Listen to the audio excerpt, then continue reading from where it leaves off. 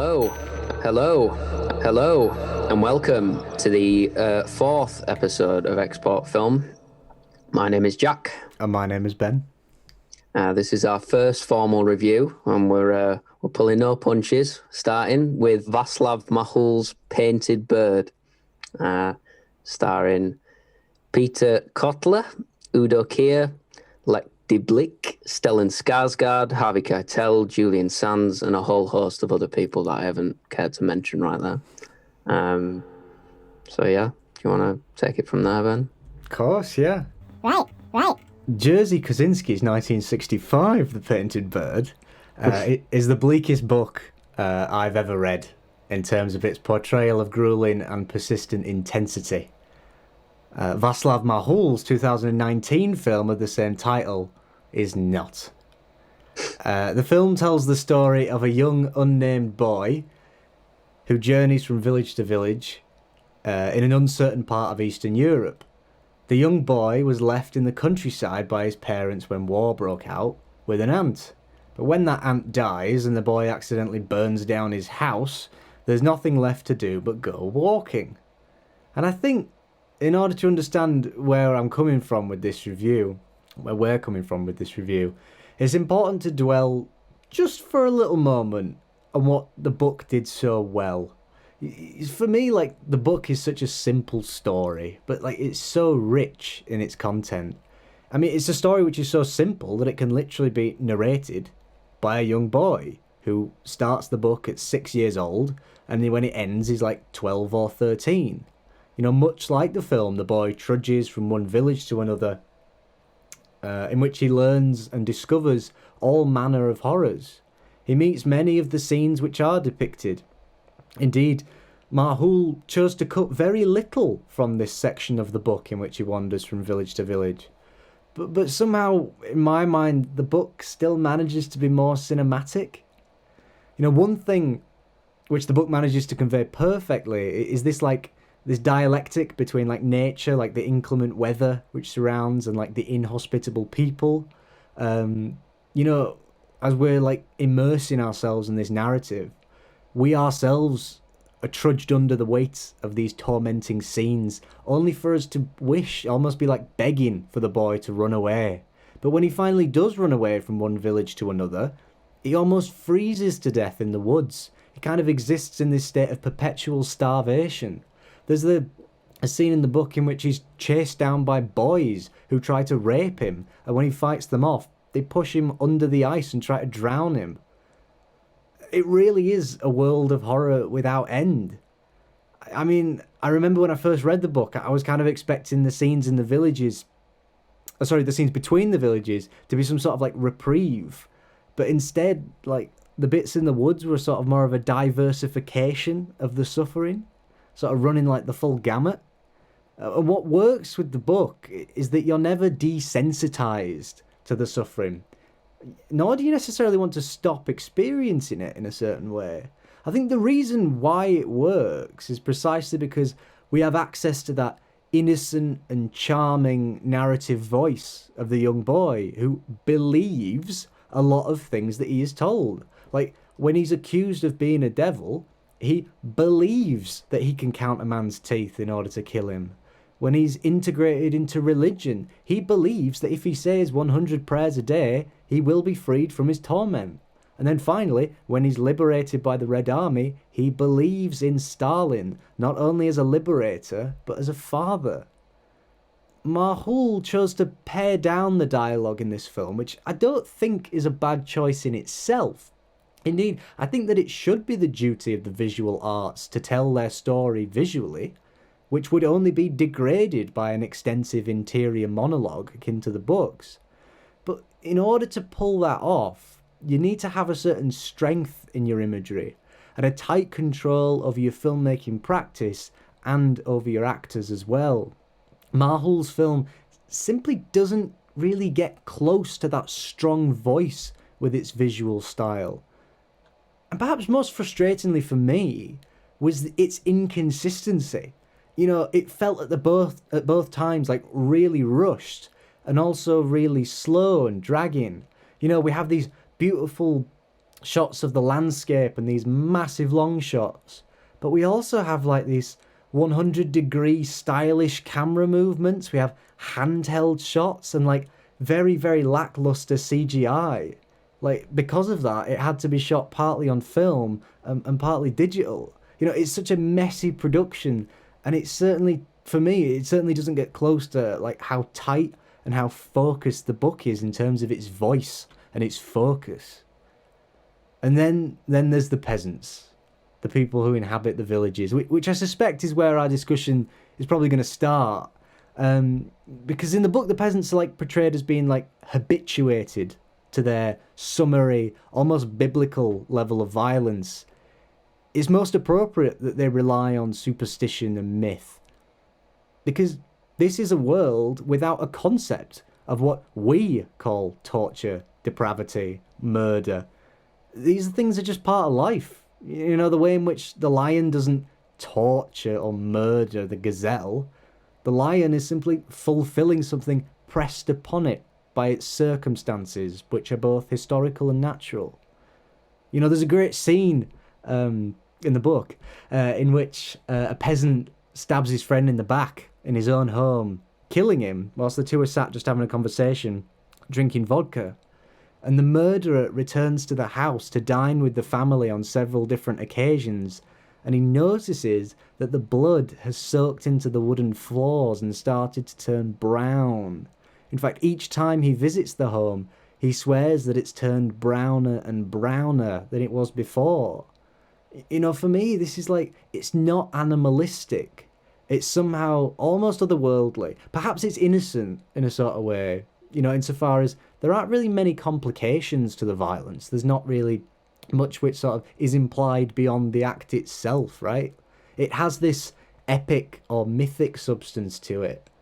The impression that the book left me with was, of course the peasants are disinterested in human life, because they live in inhuman conditions. That's what that does.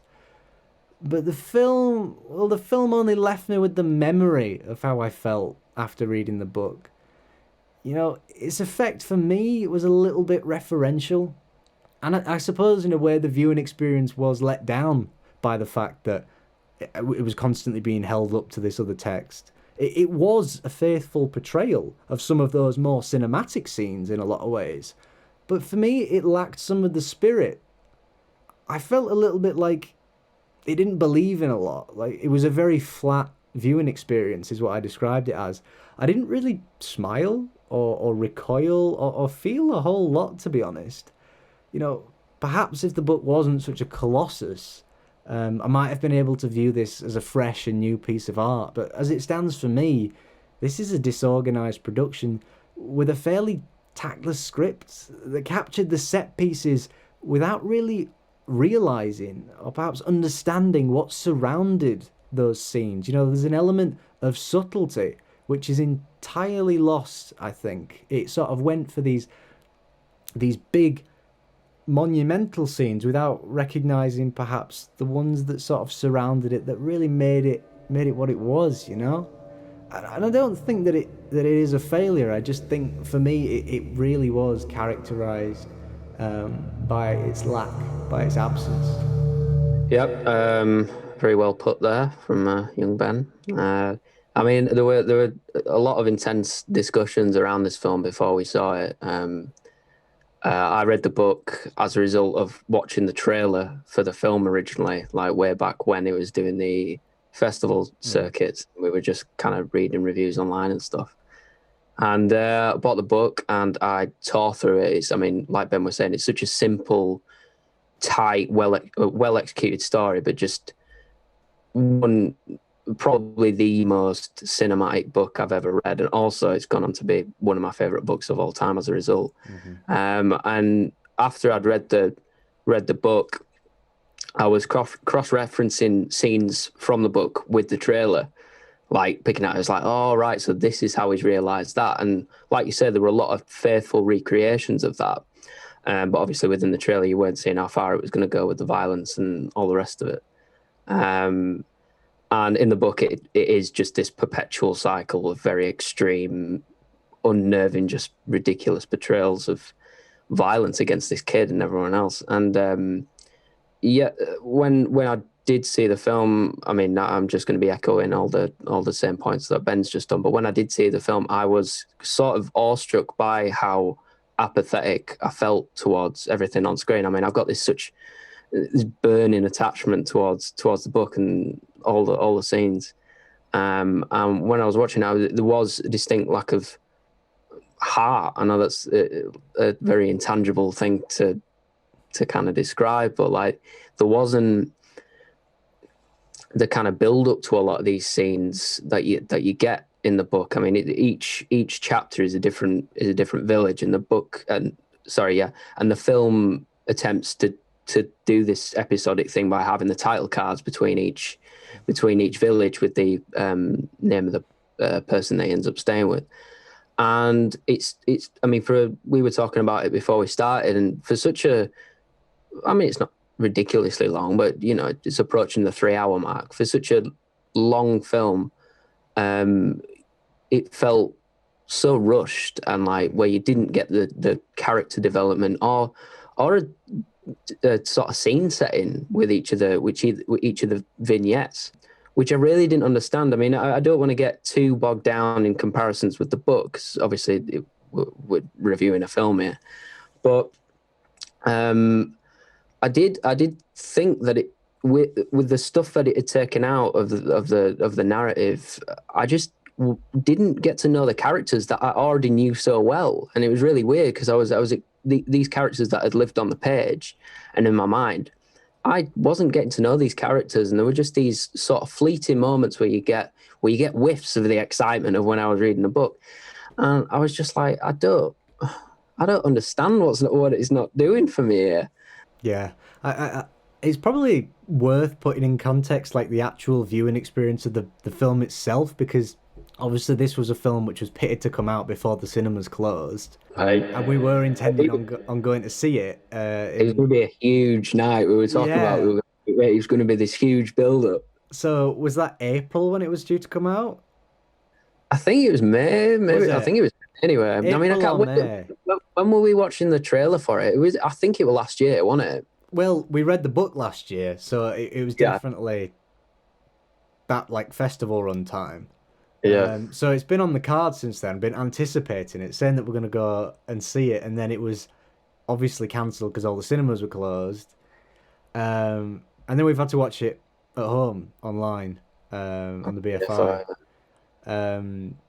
So I think that's only going to be responsible for building a certain hype, which is, you know, one of the factors perhaps in the disappointment, which is something which we have fallen foul of or fallen victim to. You know, this isn't the first time. No, it's definitely not even the first time this year, I don't think. No. Yeah, and we are guilty of building things up a little bit too much. And I think once it got to the viewing to the point where I was going to sit down and watch it, I did kind of calm down a little bit. I was like, okay, I'm ready to disappoint me, but I'm also ready to absolutely enthrall me, because we were excited. There wasn't a minute where we were kind of going, I think he's got it, Václav. I think he's in the pocket. He obviously knows. And it had all the hallmarks of a film that we were gonna absolutely love. I mean, we were talking. I remember when the Sight and Sound interview came out and we were reading about all the stuff that he was referencing. He's like, fucking hell, he's talking about Rublev, Tarkovsky. He's talking about Bellatar and like some of the gems that are well up our street. Come and see, and like look, just the general. I mean, the whole thing is just so far up our street. It's unbelievable, which probably adds to the sort of, I wouldn't say crippling disappointment, but deflation that comes with like once you finish the film. For me, it felt like it was just referencing all those things in a lot of ways. It really did feel super referential. It felt like, oh, we're going to borrow this from here and we're going to borrow that from over there. That's what I was kind of getting at with like, you know, you had these shots that really did look like Bellatar, you know, this sort of slow cinema idea of filming peasant life in the countryside as it really is.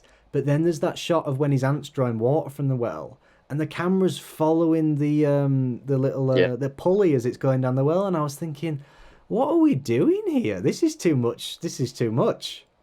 I think the problem is, I mean, those films that we've been referencing, I mean, they kind of revel in, like, people talk about when they're talking about Tarkovsky, about it being like actual cinema as language, like letting stuff unfurl, not like you were saying, a really good decision not to do the interior monologue and do that. I think that would have been a real misstep if they decided to do it. I don't really know how they would have pulled that off.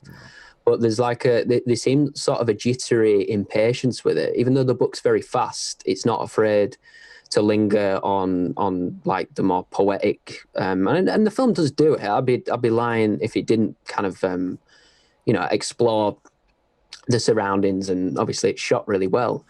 But there is a sort of jitteriness that I think does a disservice to scenes that could unfurl a bit more naturally. I mean, like Bellatar just leaves his camera going and then he just says, right, just let people cross. We'll just have a cow that takes about 10 minutes to cross. I'm not saying it has to do that, but I think it needed to kind of, and I'm not sure whether this is something to do with the edit, because it does feel a lot of the time where, there's star cameos throughout the film, and it feels like it's got to the cutting room floor and he's just kind of gutted a lot of the narrative heft with these characters, and you're just kind of thinking, well, it's done that set piece from the book, okay, it's done it all right, but it's missed out the bit prior where you're kind of getting to know, and like I say, there's a restlessness to it which I think is to its detriment a lot of the time, especially in the opening. It feels like it's sort of just going through the motions, really.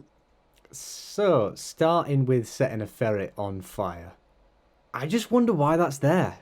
It kind of felt a little bit like, this is how it's going to be, settle in, you can't say I didn't warn you. Whereas, I didn't really understand why we were starting there.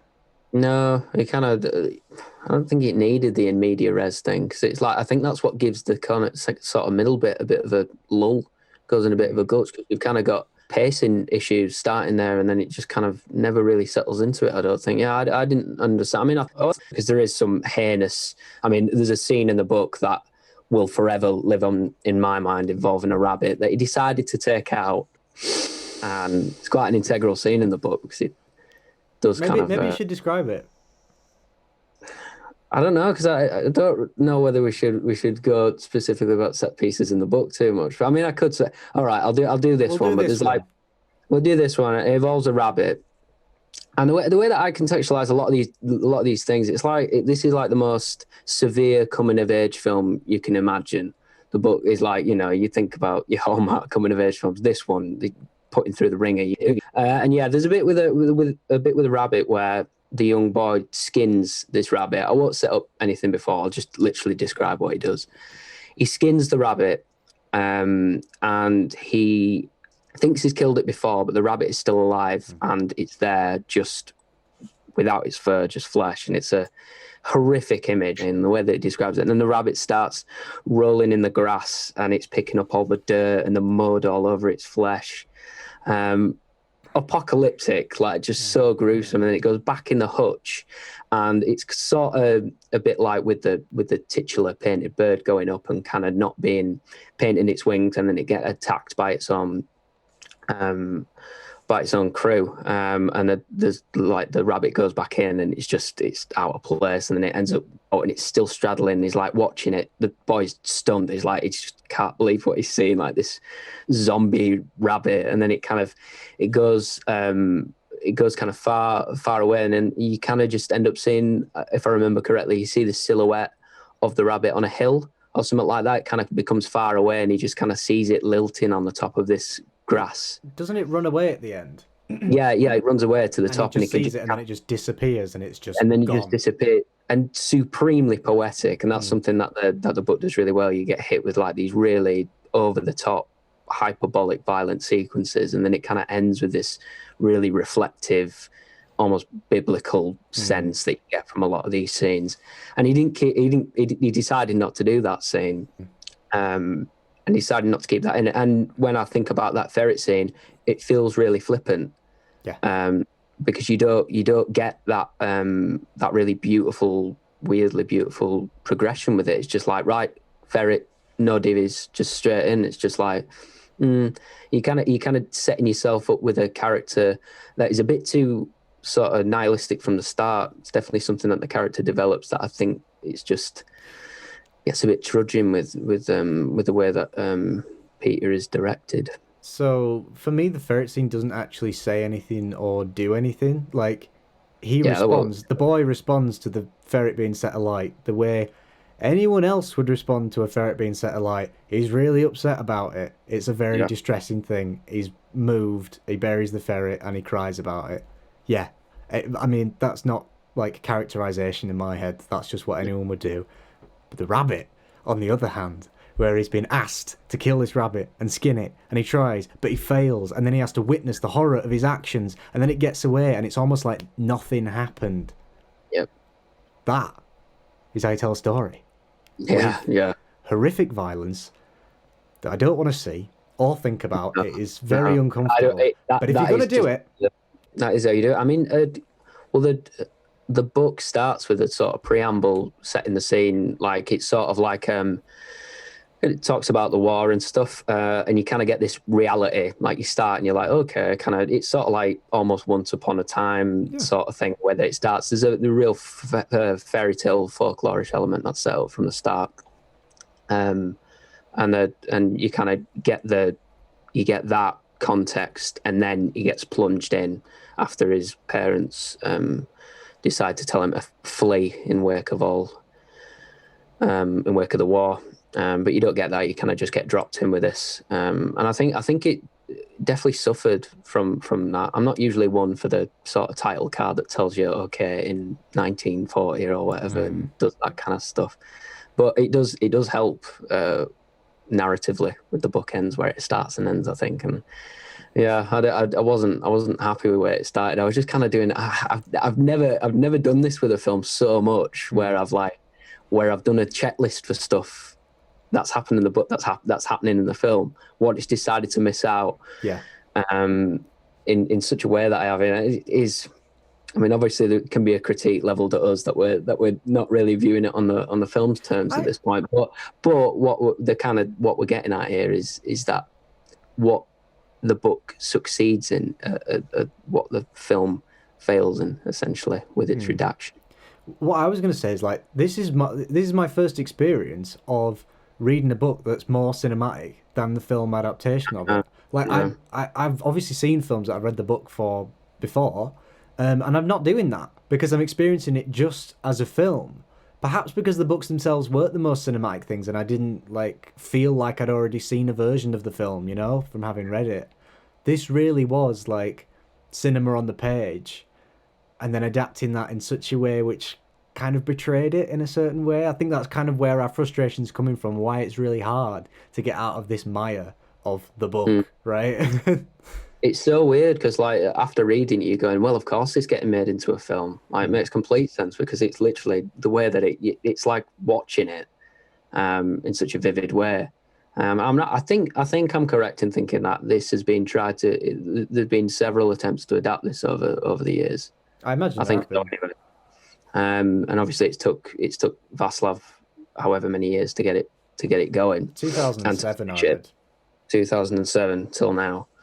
And yeah, we were talking about it, and it's also not only one of the few instances of a novel being more cinematic than its film adaptation, but also one of the rare instances where you want it to be a TV series. Now, I can't remember ever getting this from a film where you're watching something, you're kind of thinking, because the book is so episodic, it would really lend itself to sort of a mini series where with each village you get a different episode and you really explore it, because there's so much to explore. Even though the book's relatively short and the chapters are pretty short as well when they're in the village, there's such an immense amount of detail, an immense amount that sticks with you as well.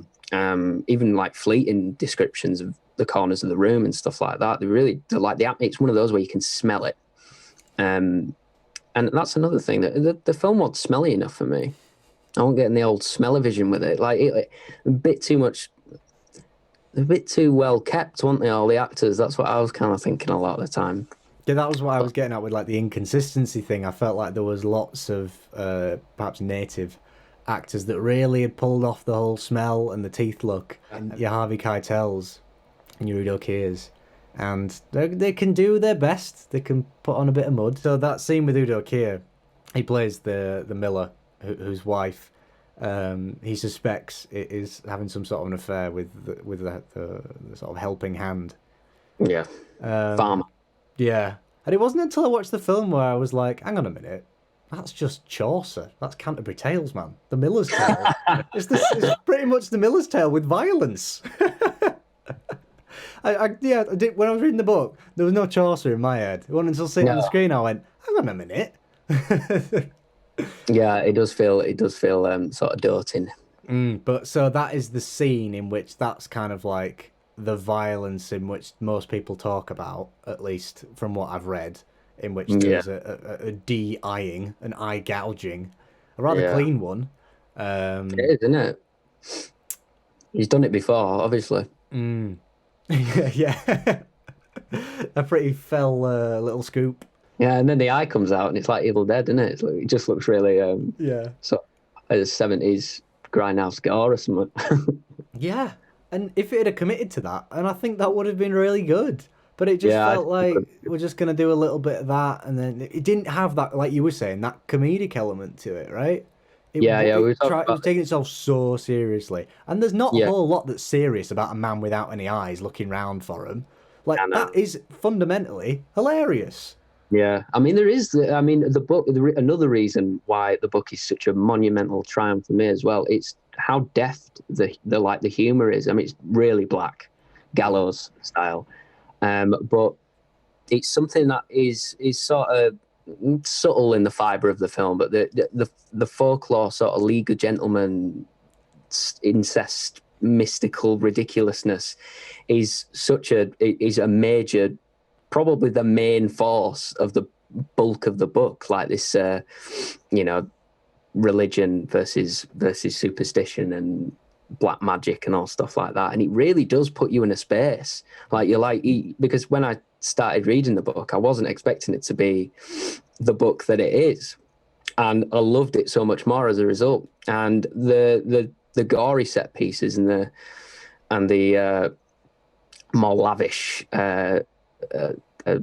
murder sequences and stuff like that there is this real suspension of reality, and you kind of get a whiff of that with that sequence, but it just does not commit to that vibe at all after that. And I was so gutted when I realized that it was becoming quite a serious, for lack of a better word, serious analysis of this boy during wartime. But the point is that he's outside of war for majority of the book. Like he's seeing the outer limits. Literally, he's going to another world while he's suspended in these villages.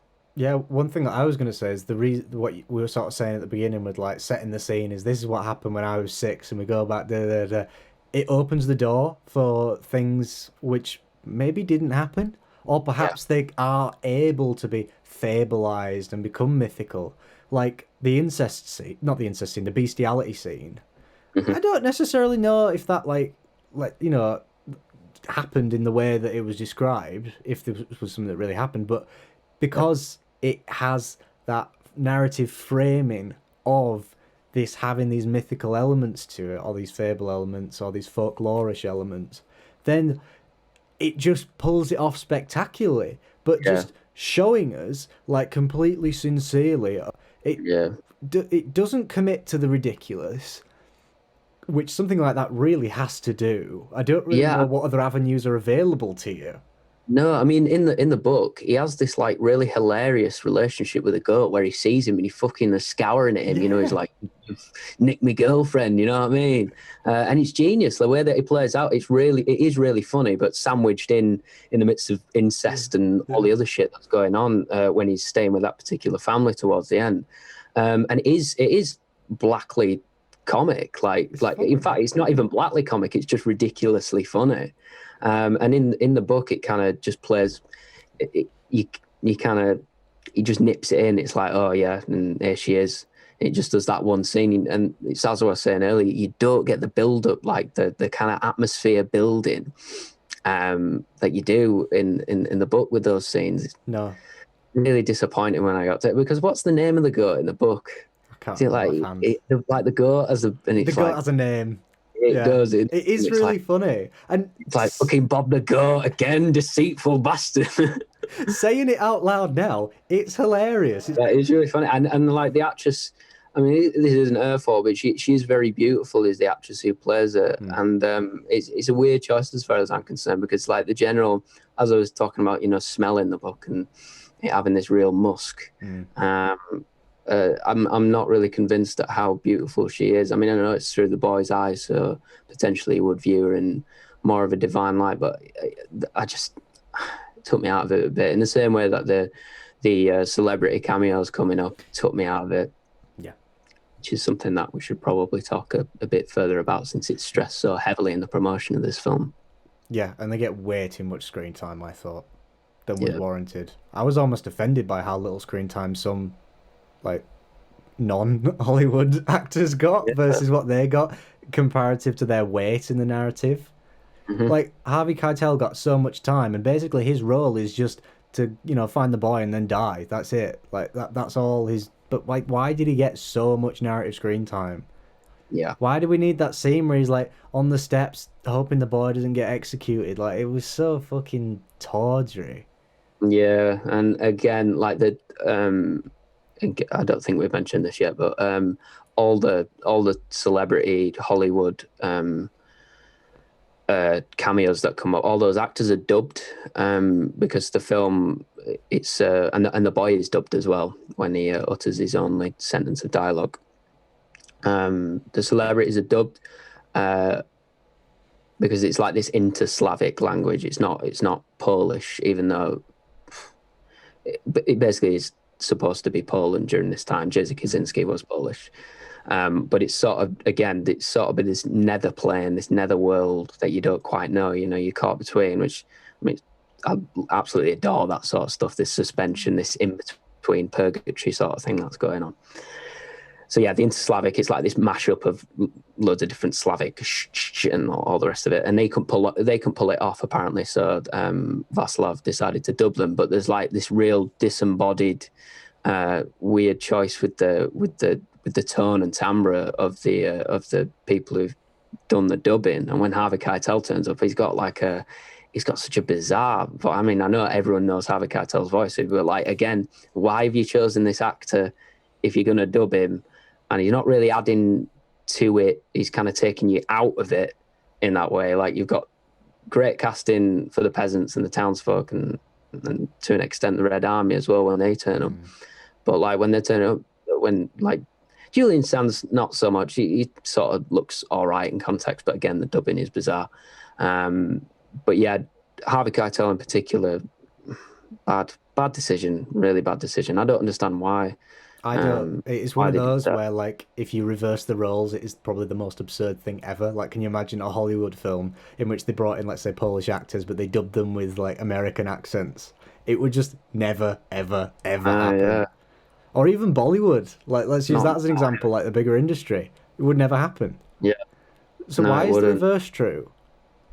I don't understand. And it's like, on the face of things, this looks like a really austere, sort of thoroughly Eastern European, well, Central European bit of filmmaking, in the style of Bellatar or something like that. And then to do that is such a cop-out. Yeah. In fact, I did it as a Bellatar reference. I think the man from London, Tilda Swinton, is in that, and she's dubbed as well, and that provoked a similar response with me. I just thought, it doesn't work. I just don't understand. I think you're not committed to the aesthetics and the sort of source material with it. It does feel like a major compromise that I don't understand. I mean, fair fucks to them that they wanted to be involved with a film like this. But at the same time, it's fundamentally not adding to the film. I mean, you could make the case that Jerzy Kaczynski is kind of associated with Hollywood. Yeah, he is. I think he hosted the Academy Awards one year. Like, he's proper in there. He was a big player, yeah. But I just don't think that doesn't justify the decisions as far as I'm concerned. And Stellan Skarsgård as well, when he turns up. I mean, I love Stellan. I think he's ace. But again, I just don't. His presence is nothing other than Stellan Skarsgård, if you get what I mean. When he turns up, he's not the Nazi. He is Stellan Skarsgård. He doesn't put me in that place at all. No. I think if you're going to cast the boy in the way that he has, and you're going to cast everyone else the way that they are. I just don't understand it. Just get someone who's Polish or Czech or whatever. Just get someone or who's German, right? German. Sorry, yeah. When it comes to Stellan, Yeah. I was more on about the townsfolk and stuff other than the generals. I don't know why Udo Kier didn't play the German. Actually, I mean, he always plays the Nazi, doesn't he? Yeah, maybe he wanted to change it up. Yeah, maybe. So yeah, it did take me out of it. I went in, thinking, no, it's in good hands. Obviously, he's gonna pull it off. He's gonna pull the casting off in that way. And I found out about the dubbing. I was like, I'll still give him it if he can pull off the dubbing. It's fine. And then it does. It happens, and you're just like, okay. And of course, Harvey Keitel plays the priest. He plays the one of the more redeeming characters again, which does feel so Hollywood. It's like, no. If I'm going to be in it, I'm going to play the sort of nice one, even though I sell him to Julian Sands' character. I love that. That's such an American mindset, isn't it? Yeah, and I'm not sure in it as long as I can play the good guy. I'm not sure whether that is Harvey's decision or whether it's Václav's decision or whatever. Because obviously, Harvey Keitel has played his fair share of dicks. But I think that's probably enough about the cameos. That I don't really want to talk about them much in terms of the casting and the dubbing and stuff. But yeah, you do get the sense that he does give him a bit too much screen time. I'm not sure whether this is anything to do with, to bring it back to the edit, I'm not sure whether this is a thing with the production company either, that I've turned around and said, look, you've made this film, this apparently uncompromising piece, so you need to make sure there's plenty of star power in it. I'm not sure whether that was part of it. I don't know whether this can be leveled at Václav. It can't be easy to fund a film like this.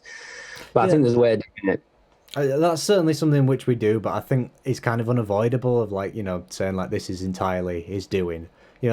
Obviously that's not true. Obviously he doesn't have 100% control, but at the same time, you also need to have someone who is responsible. That's kind of just the way these things work, and I'm comfortable saying like, if you really believed, I think that he could have, made his views clear and not proceeded if it was something which was contrary to his vision. So I think like, even though he didn't 100% influence every single thing which happened on the set, I do think that at the end of the day, the director is responsible. Yeah, I'm with you on that front, and he is responsible for the performances and the sound after the fact as well. And that's kind of it's as much a technical issue as anything else, like the nature of the dubbing. It's really bizarre. So, like, speaking of, like, the Americanization of this, one thing that I noticed was that...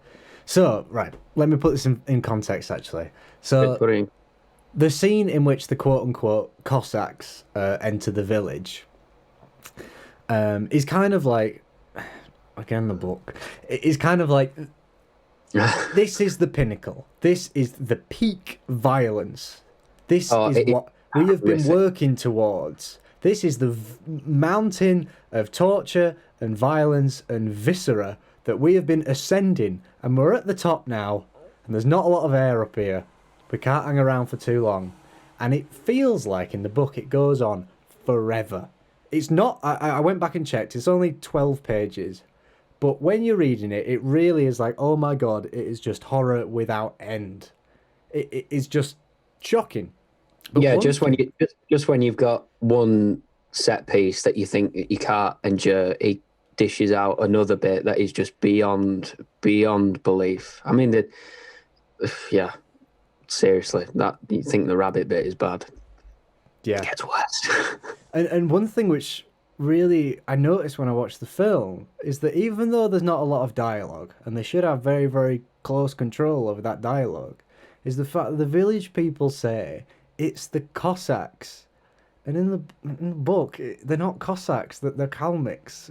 I felt like that was just thrown in there because, like an English-speaking audience would be a bit more familiar, with the Don Cossacks or the Dnieper Cossacks versus like this sort of much more Mongolian, who are similar. They're not like they are sort of, I think they're about 1,000 kilometers apart. Like, it's not a massive thing, but it certainly is a difference, and that was something that like really just tweaked my ear, and I really didn't like. Like, what's the point in changing something like that? But anyway, what really struck me about that scene is just like how short it was. Like, I didn't feel like this was what the violence had been working towards. It didn't really seem too intense. Nah, they are there to commit sort of sexual terrorism in a certain way, like the most brutal and horrific sexual violence you can imagine. Well, I reread the little section, and honestly, some of the stuff is horrendous. You know, one thing that I noticed actually in the book is just how like homoerotic it is. You know, there's so much subtlety that's layered into it. You know, Kaczynski's so aware of the homoeroticism of male violence. Such an awareness, such like not an awareness, a depth to something like that. A sort of real sort of mature handling, which I thought the film just like didn't do at all. It's just a group of people on horseback running, throwing grenades in places, Yeah, and yeah, even the scene where they did try to depict rape on horseback, it just felt completely like out of place. hmm.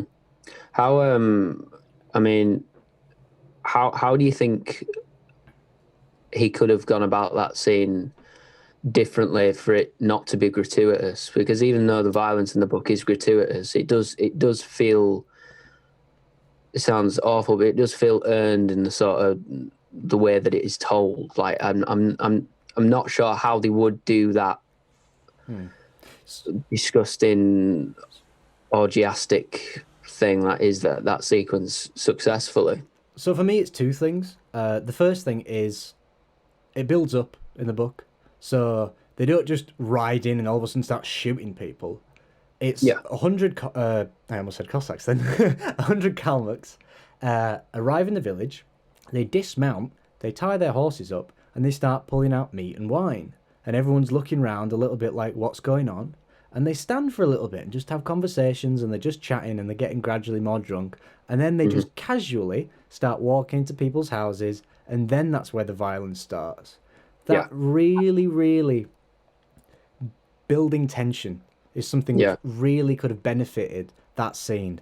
Second Well, I one, think I think that's sort of foreshadowed in that ferret scene in the beginning. You know, not having that build yeah, up, but rather being dropped in it. There is a way of doing that in media res thing, but yeah, yeah, I agree that there isn't. That does kind of just happen, and then all of a sudden you do get the the guys on horseback with the women doing the heinous things.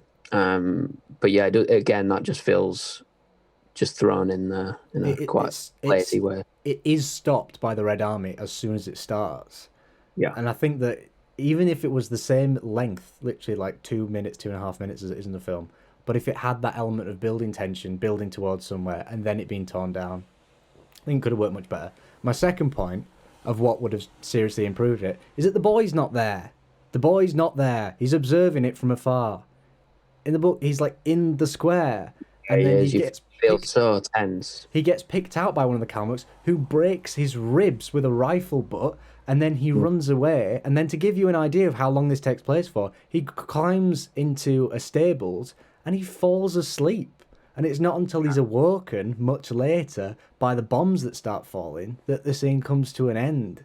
So I'm not Yeah. like suggesting that that should happen, but like you don't have the tension of him being there. You're just sort of witnessing it completely disinterestedly.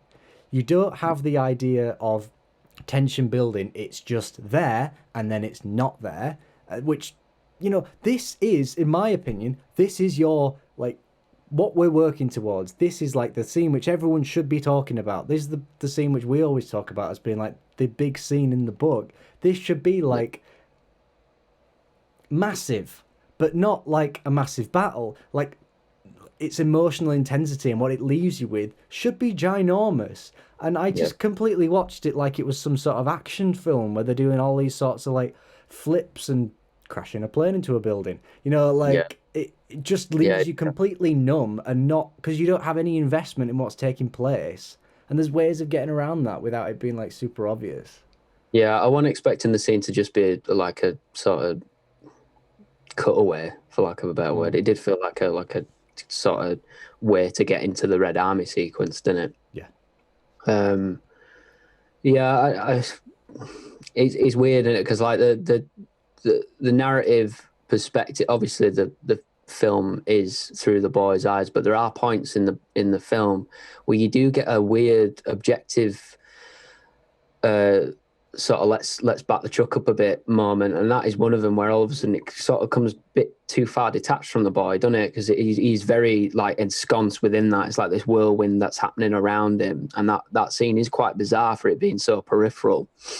Yeah, and that probably adds to the fact that there isn't much tension in that scene either. There's not it's sort of like this far away danger, which is slightly quite offensive when you're thinking about it, really, isn't it? You know, to just be this sort of passive onlooker, which he's very much not in the book. And the fact that he's injured and has his ribs broken gives him the narrative reason for approaching the Red Army, right? For like seeking out the medical orderlies. He's terrified that they're going to execute him because he looks like the Kalmats, because he has black hair and black eyes. He's terrified that they're going to think that he's one of them, and perhaps he does. He says that perhaps he does deserve to die because he does look like that. All that subtlety is just lost in some throwaway action sequence that you could have got in any other film. Yeah, Not it's what I weird. wanted. No action sequence, especially for it to evoke that title as well. An action sequence is really bizarre, isn't it? I didn't anticipate saying those words in association with this film.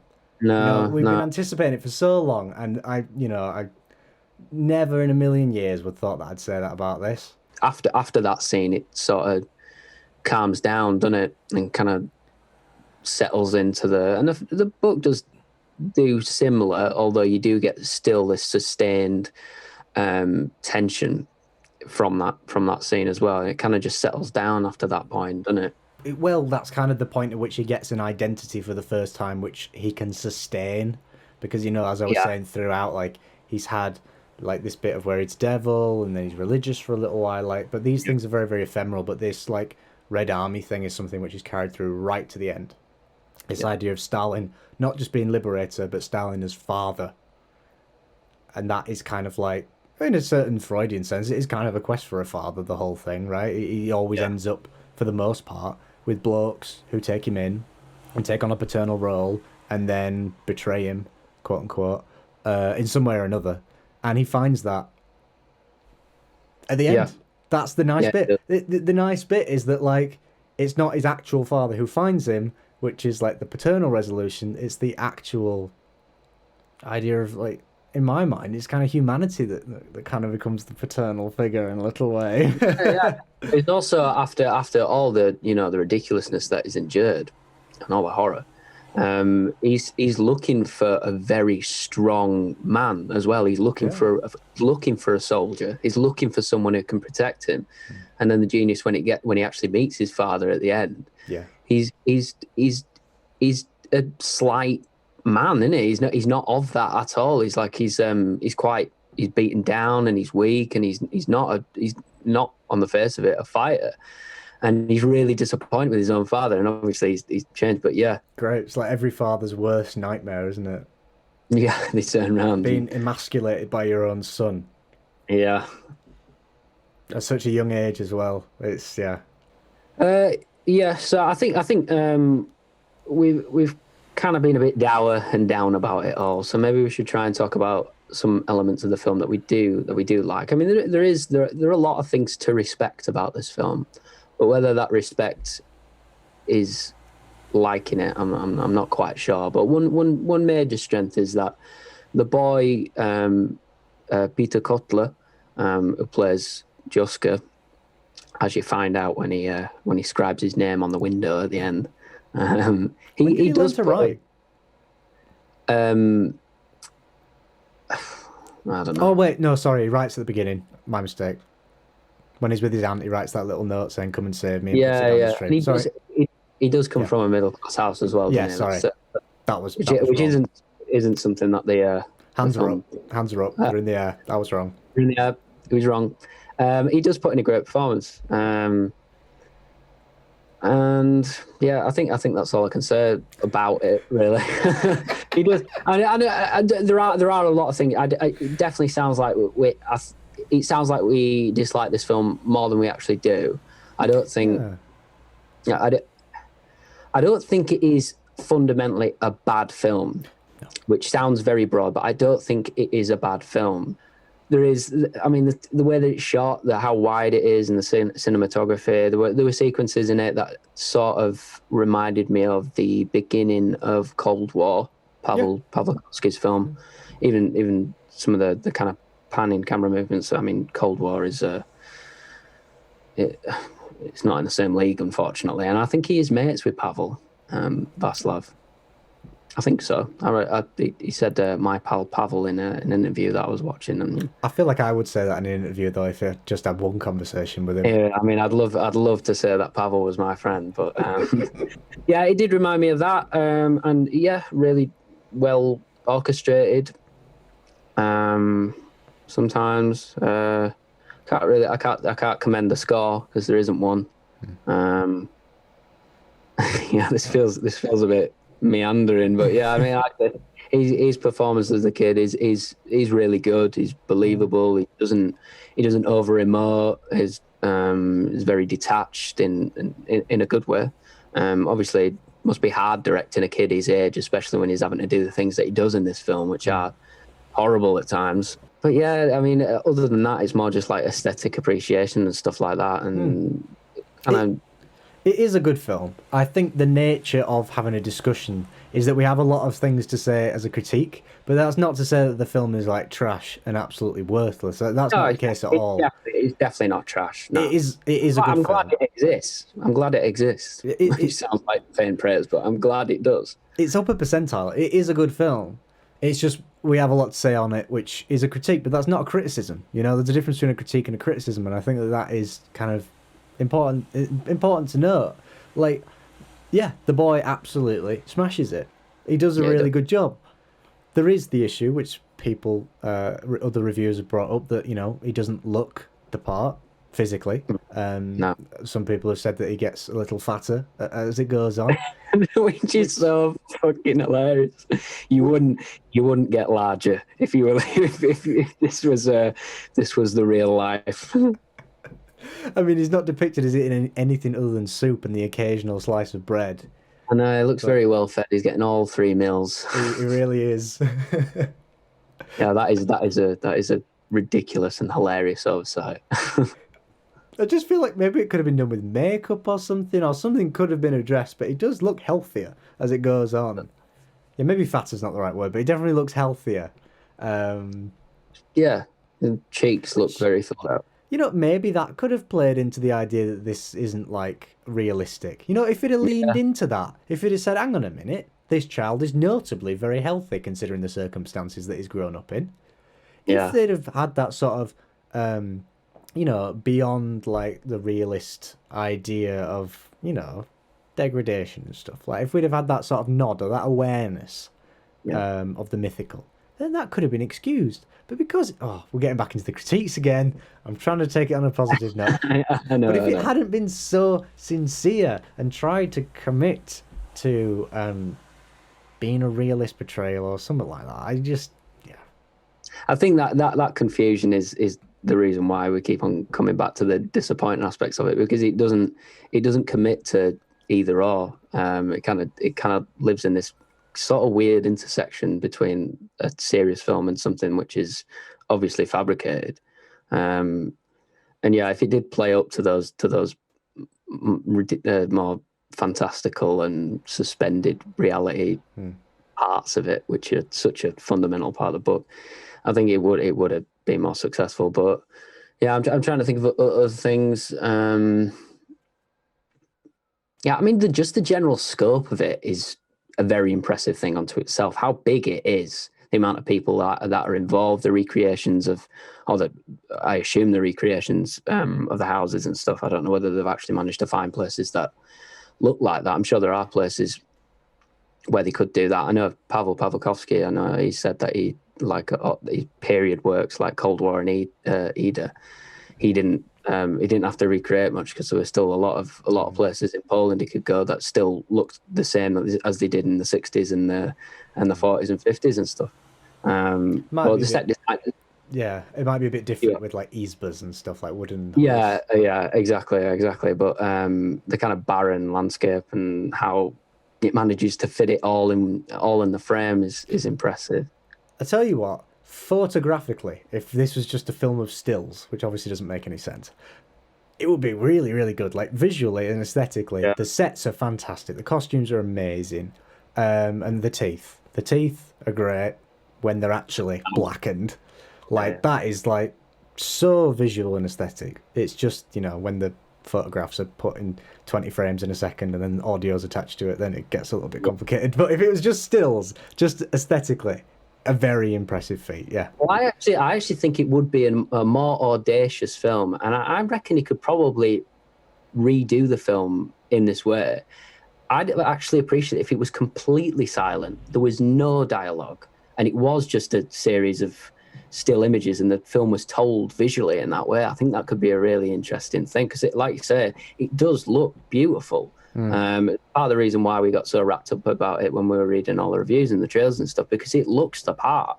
You know, you can't evoke Andrei Rublev and, you know, not follow up. And he you know, visually it does. You know, it is on par with that film. I think Visually, yeah. Yeah, visually, obviously not in terms of the substance. But yeah, it does, and there's a certain commitment to the relentlessness. Although I didn't really feel that it was as relentless as the media would have you believe. I really didn't understand it at all. I genuinely, even if I hadn't read the book, I really didn't react to it. No. I don't know whether we're slightly numb to. But you can't say that about professional film critics that go to film festivals. Like, we can't be less numb than they are. No. Again, just didn't hit me in the gut in the way that I thought it did. No. And for me, unless you have an emotional connection with a character who's having violence done upon them, it doesn't really mean much. No. I don't feel a whole lot. It's upsetting when you really care about that character and then something bad happens to him. But if it's just like a human being on a screen, obviously it's not real. Like, you know, that's a prerequisite. But like, you know, it's the depiction of violence without feeling. Then I'm gonna feel violence without feeling. So yeah, I mean, I don't want paint ourselves as, you know, mardy asses are all that like, you know, I can't see anything. But like we said, there is. I can't say that while I was watching it, I wasn't, you know, I didn't want to turn it off and I won't get fuming. I kind of liked living in it for while it was on. And I definitely don't feel as though it feels like it's 3 hours either. I mean, I know that's put a lot of people off, but I wouldn't. It does fly by. I thought it did anyway. I didn't want bored. No. But again, as I was talking about the pacing earlier, I wish it was longer. I wish it was a lot longer. And I do wish it was a TV series. I would love to see Painted Bird, the mini series. And you could get Václav to do one, you could get Pavel to do another, you could get Sergei Loznitsa to do another one, bring Bellatar out of retirement and get him to do one. Imagine that, fucking all-star cast. I'd love to see that. If you can sort that out, that'd be amazing, whoever's listening. So yeah, I actually don't think, I mean, I hope this isn't the last adaptation. I would like to see another one. Absolutely. It's definitely not the final word, therefore it can't be the final adaptation. No, I want to see another one. Is it a good starter anyway? Yes. He's kind of lit the fire with it if there is another one to come. But yeah, to kind of sum it up in a sentence, I am disappointed, but I do respect and admire certain parts of the film. As I said, I'm glad it is there. Certainly not the film of the year that I was hoping it was going to be. No. There have been some surprises this year, both in what I've really loved and what I haven't liked, and unfortunately, this is sort of on the latter. I am disappointed. I did want to say that this is a flat-out masterpiece and that it's untouchable, and but it's not the way that it goes. As Ben was talking about earlier, we've had a few disappointments this year. But yeah, I recommend. I can only recommend that you watch it. I think there might be people who get more out of it. I know when I watched it with Natalie, my girlfriend, she actually really liked it. She thought it was really good. Even with the dubbing and stuff, she She didn't want all the stuff that I said that I wanted from it. She didn't. So I can respect that as well. It's obviously something that me and Ben wanted from the film that we didn't get, but she actually did really like that. And when it ended, she felt really emotionally involved in it. So I'm sure there are people out there that will, and I respect Very that. surprising. Yeah. That brings me right out of the fucking echo chamber. Jesus Christ! I know. I don't like it out here. I know. That's why I know I do like watching all these films with Natalie. She does definitely put it into perspective. But yeah, she enjoyed it for those reasons. So it is obviously a film that will resonate with people and work for others. I mean, we've both read reviews that reaffirm our opinion and that don't. I mean, I know Zan Brooks from The Guardian absolutely loved it, and I've read some other pieces and stuff that kind of feel a similar way. And the more I think about it, and I'm not sure whether I was going to watch it for a second time before this, but I didn't for technical reasons. But I'm kind of glad that it's sort of living in my memory. It's definitely not a sour memory that I have of viewing it. That's for sure. And I think if I do watch it again, I'd like to bring it up on further podcasts and how I feel after it, because I think that would be a useful thing. I think that's something that I really respect when other people do, when they review it once and the reaction is a certain way, and then they return to it and they feel different. I know all my favorite films and all my favorite viewing experiences. It hasn't hit me as hard as it did on subsequent viewings, if you get what I mean. So I would like to revisit it, and perhaps I'd feel a bit more warmer to it, maybe. Yeah. There's time for this one to grow. Yeah. Now that we've got to the end of the discussion, I definitely feel that it's not just living in my head and sort of a disappointment thing. So we'll see. I still can't envisage a time where I feel differently about the dubbing and the star cameos, to be honest. But